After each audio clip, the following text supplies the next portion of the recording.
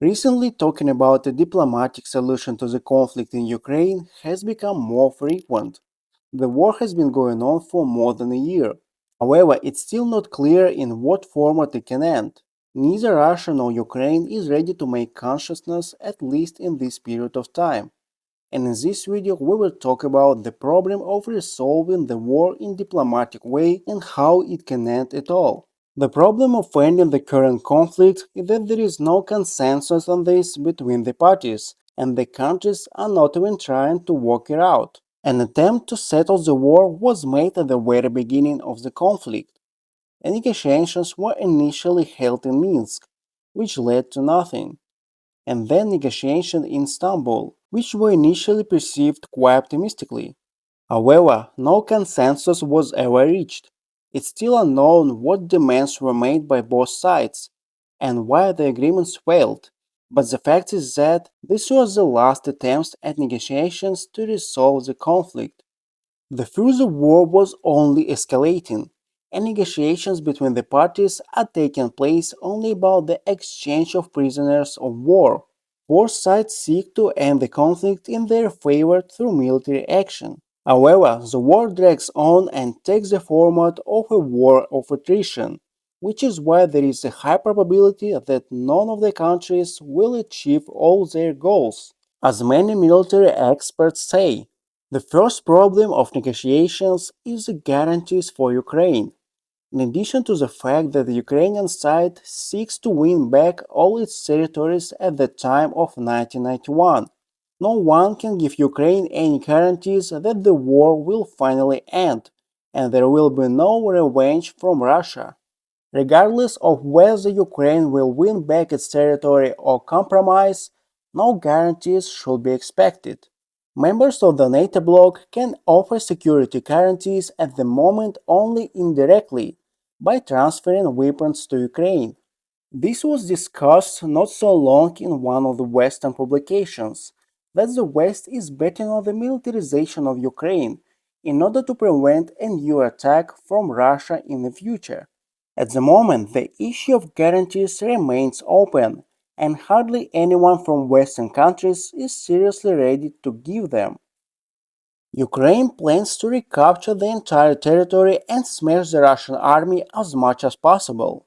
While the war is going on, the supply of weapons is going at an accelerated pace. The second problem follows from the first. This is the freezing of the conflict. Over the past month, the Russian side has been trying to reach such a negotiation position so that it would be possible to freeze the conflict in the current realities with the occupied territories. Many people already call this the Korean scenario for Ukraine. The Ukrainian side is afraid of such conversations and does not want to allow another freezing of the conflict, as this will lead to revenge again. The experience of 2015 showed that the freezing of the conflict in the Donbass did not lead to a final de-escalation between the parties, and Putin decided to launch a new aggression against Ukraine in 2022. Another freezing of the conflict may lead to a similar scenario. The war will begin several years after the signing of the truce. That is why the Ukrainian authorities do not agree to go to a certain Minsk III, since such agreements in the future do not give any guarantees for Ukraine, and Russia, having more resources, can try to fix the current problems and conduct a more successful attack. However, the freezing of the conflict may occur after some time, when the parties exhaust their offensive potential.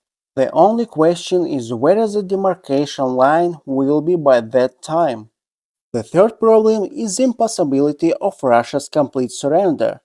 The European perception of wars is largely due to the end of the World War II, namely how the Allies invaded Germany and captured Berlin, and then established an occupation regime there for a long time.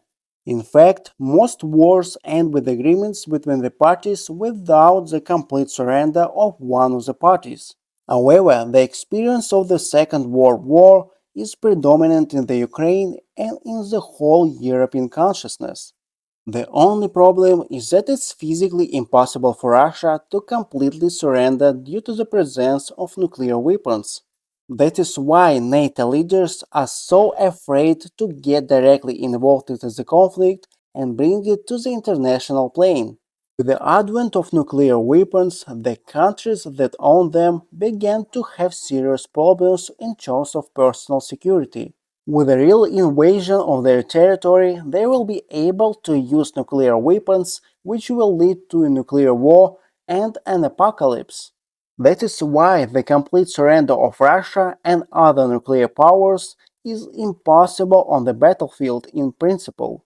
In general, both sides somehow expect that this war can turn into revolution, mass rallies, or a coup against the enemy. Putin, on the second day of the war, called on the Ukrainian military to stage a coup and overthrow Zelensky. Ukrainian speakers also did not lag behind and called for mass protest and rallies in Russia. Hope of a black swan in the form of a revolution or a coup is present on both sides. It has already become clear that this is a conflict of exhaustion. Therefore, the longer it continues, the more resources will be pulled to the front, which will cause public indignation. Returning to the First World War, which was also in many ways a trench and protracted war, such sentiments roamed through many countries. As a result, they prevailed in the Russian Empire, where two revolutions took place in 2017, first in February and then in October. Interestingly, the provisional government took a course to continue the war and even tried to launch an offensive in July of the 1917 year, which finally failed. With the arrival of the Bolsheviks, the course was taken for peace at any cost, which is why extremely unfavorable separate agreements were signed with the Germans. However, the public demand for peace was really great. Germany also did not escape such a fate of the First World War. In many ways, the surrender of the Germans in 1918 was due to discontent and overheating of society. Let me remind you that the Allies were never able to invade Germany. However, it capitulated anyway. As a result, the November Revolution of 1918 took place in Germany. The Kaiser's regime fell and a republic was created. Based on such experience, one can truly assume that a revolution is possible. On the other hand, there are many opposite examples. The same Hitler regime fell only with the complete defeat of Germany. The Crimean issue, which is sacred to the Putin regime, can be singled out as a separate problem. Ukraine, making claims on the territory within the borders of 1991, of course does not bypass the issue of Crimea, which is extremely painful for Russia. If the Republic of Donbass and the recently announced territories are really not an important construction of the Putin regime, and without them it can continue to exist, then Crimea is one of the pillars of today's Russian government. The Crimean issue was discussed at the Istanbul talks. It was previously reported that they were just going to postpone it for 15 years. In fact, the issue of the return of Crimea is straining even Western countries. American representatives are not enthusiastic about the idea of returning Crimea by military means and fear nuclear escalation from Russia. It's not known for sure how real such fears are, but the West does not want to take risks either. The United States believes the Crimea needs to be demilitarized so that it does not pose a military threat to Ukraine.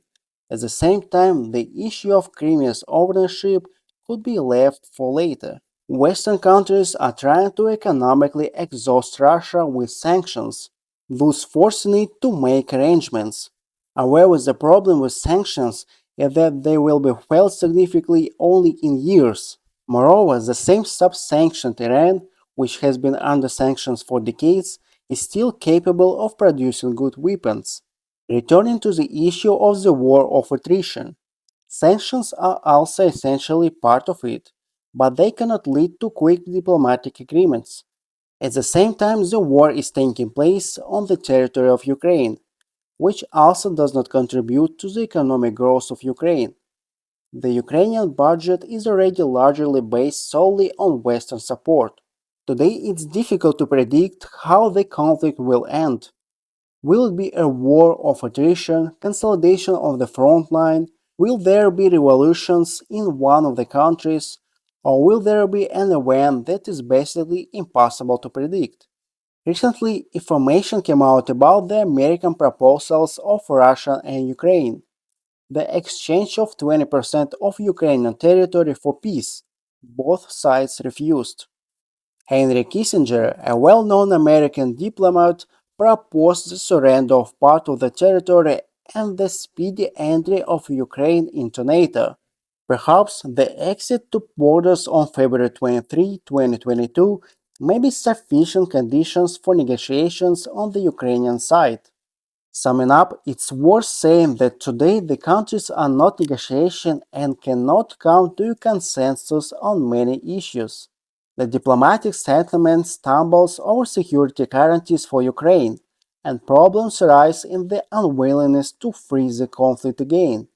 The Crimean issue is also extremely painful for Russia.